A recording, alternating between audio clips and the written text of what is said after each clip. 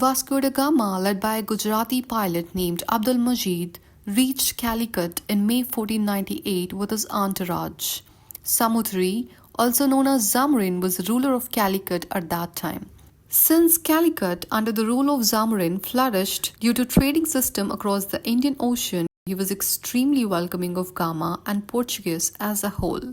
Calicut, being a world-renowned port city, had already made trade ties with Arabs, Africans, Chinese and Javanese.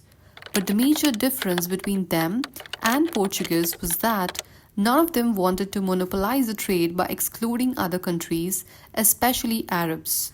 Gama returned to Portuguese with a rich cargo of spices and he sold them for exuberant profit in the home market.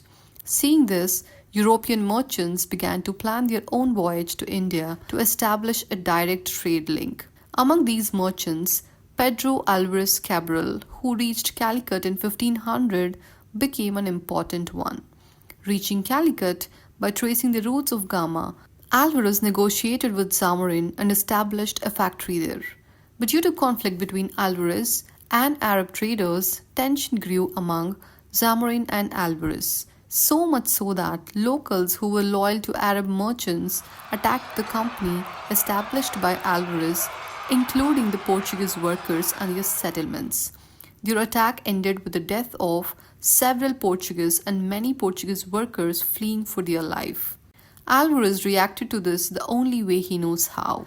He captured and sank 10 Arab merchant ships anchored in the harbor of Calicut. He also killed hundreds of Arab crew and confiscated their goods. After destroying the merchant ships, Alvarez bombarded the city itself. This aggressive act was meant to send a message to the Zamarin and the local population about the consequences of threatening Portuguese interests. With this potential retaliation and rising tensions, Alvarez left Calicut and sailed to Cochin, modern-day Kochi, a rival port city to Calicut. The ruler of Cochin, keen to counterbalance the Zamarin's power, welcomed the Portuguese and allowed them to establish a trading post. This expanded Portugal's influence in India. During this time, King Manuel I of Portugal came to know about the attack on Alvarez's factory. Enraged, King Manuel I sent Vasco da Gama with orders to strike back against the Zamarin and the city. Upon arriving in India, Gama demanded that the Zamarin of Calicut expel all Arab merchants. When the Zamarin refused, Gama bombarded Calicut with his fleet's powerful cannons, causing extensive damage to the city and its harbor.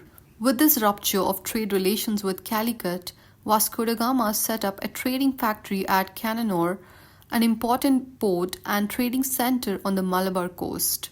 Gradually, Calicut, Cannanore and Cochin became the important trade centers of the Portuguese.